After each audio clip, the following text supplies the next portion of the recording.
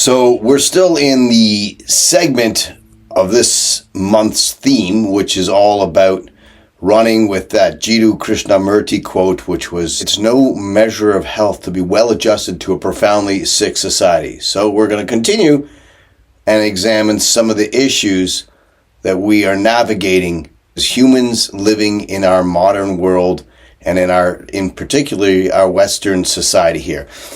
This episode is all about consuming the self. And let's start with an analogy here. So if you go out and you constantly eat junk food, and you constantly eat food that is going to tax your liver and make you sluggish and perhaps give you brain fog, inflammation, increase your cardiovascular risks, make you pre-diabetic, create insulin resistance, that's going to shorten your lifespan, almost definitely. It's going to lead to disease. It's going to lead to a lower quality of life. And it's going to be a struggle.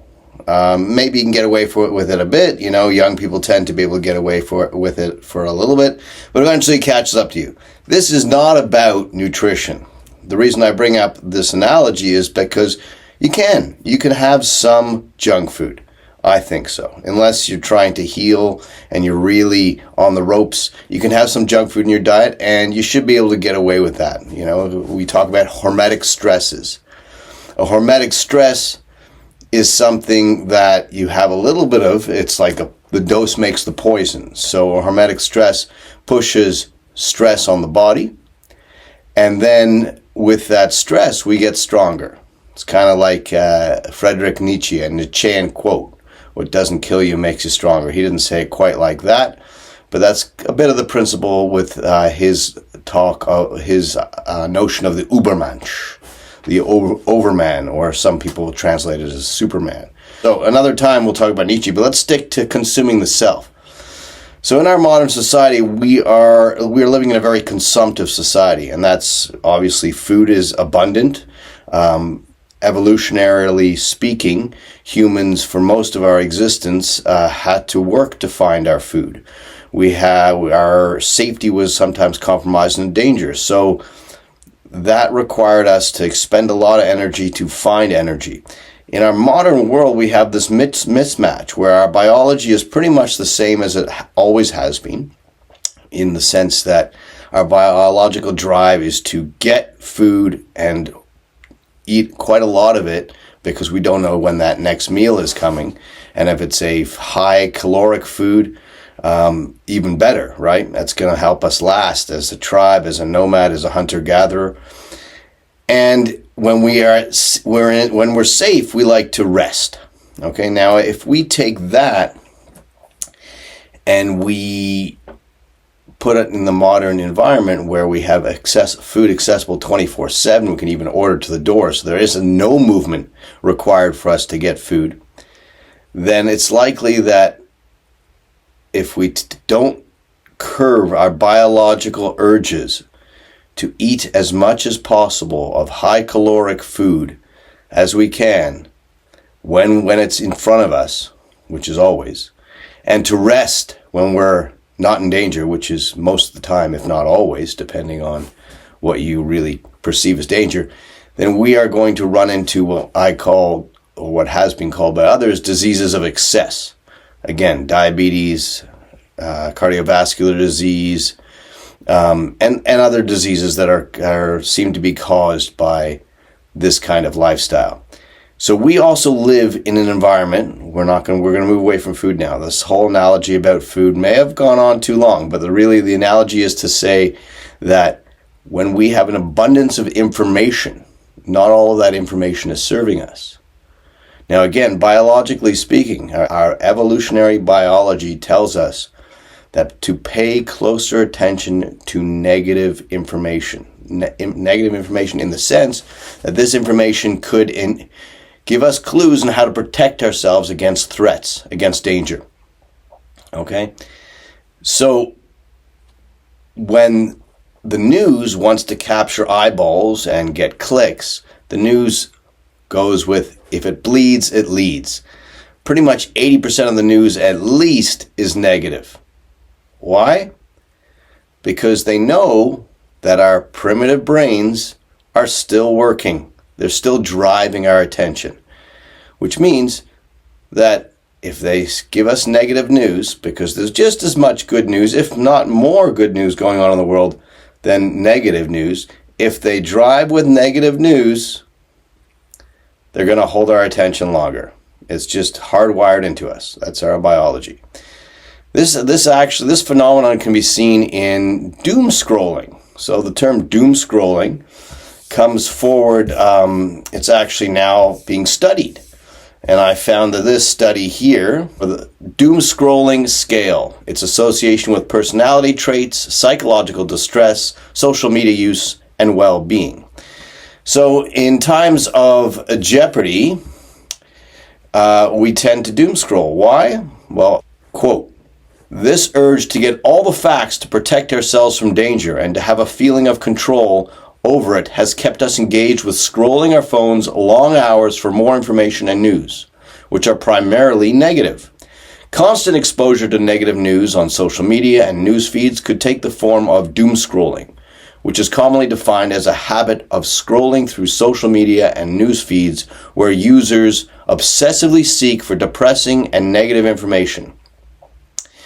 Conceptualized doom scrolling as habitual immersive scanning for timely negative information on social media feeds."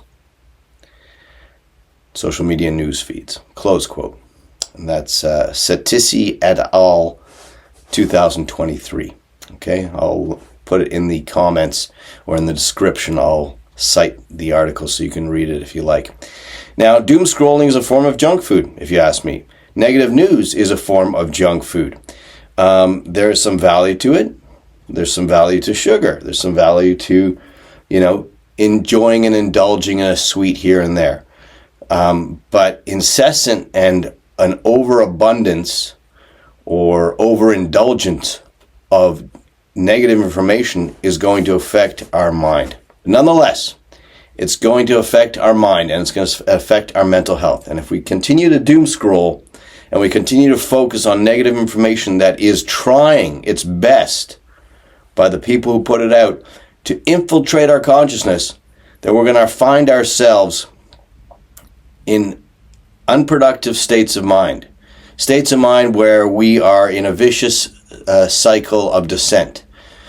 So just like you can have a few treats and you can have, if you want to eat a donut, go ahead. I think it's important to sometimes indulge and enjoy some food if that's what you like. Now, we can all watch some news. I think, and maybe not all of us. Some of our states of mind are too fragile for it to happen. But most of us, as we navigate life, can handle some negative news. The problem is when it's compounded with more and more negativity and we don't have anything balancing it out. So how I look at this is a bit like looking at salt.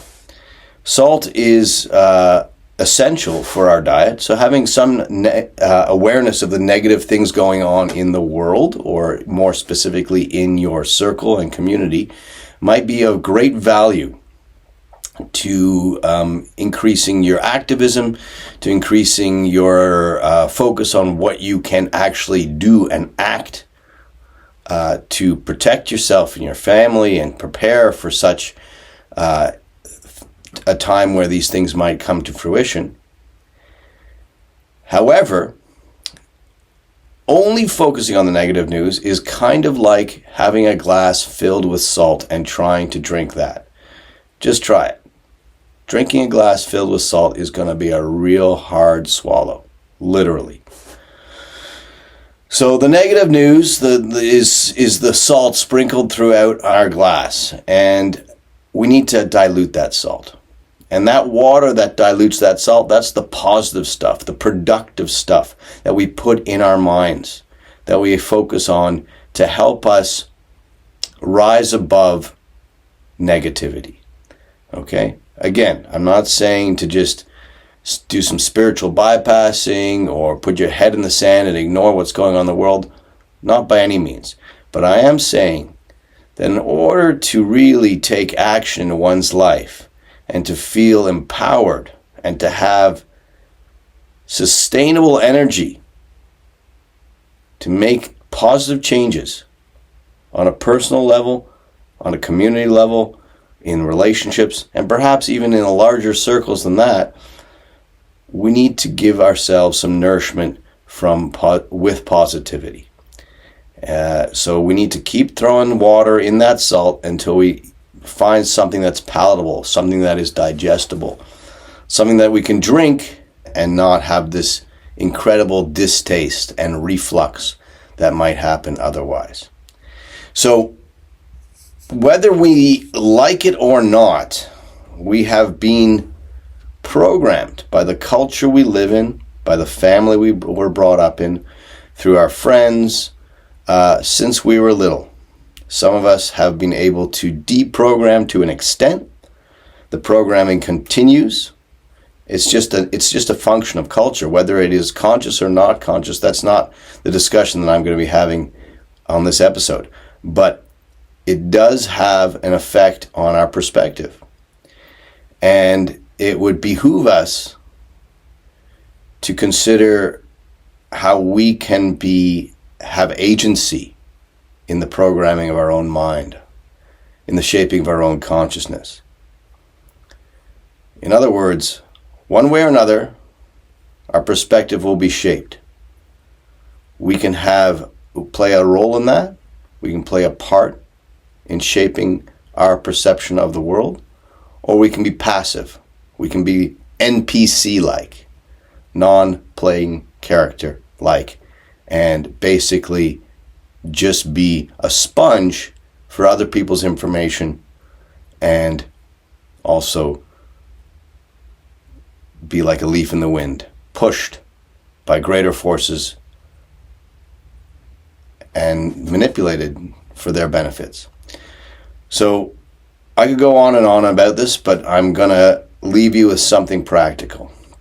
What that is in the morning when you set your day, set the tone of your day, when you wake up, I think, and I do this myself, it's greatly beneficial to not let other forces set the tone of your consciousness, to set your mood.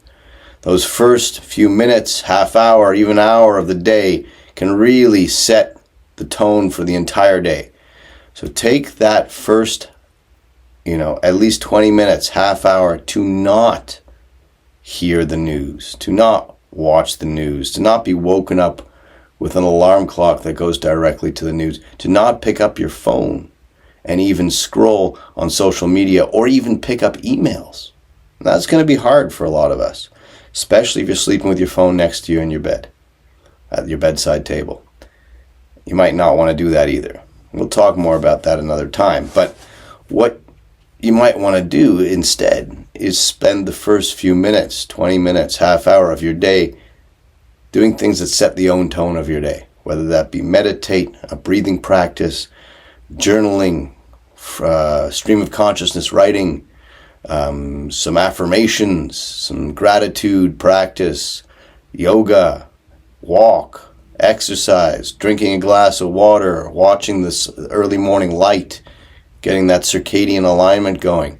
These are all things that are really beneficial, and there's a lot of research pointing to them.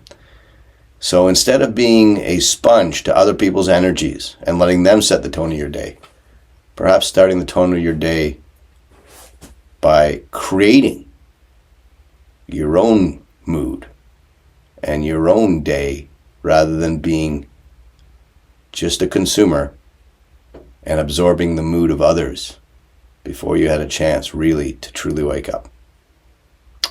Give it a try. Let me know what you think. Do you have practices that might benefit others in the morning or others to resist the bombardment of negative information in the world?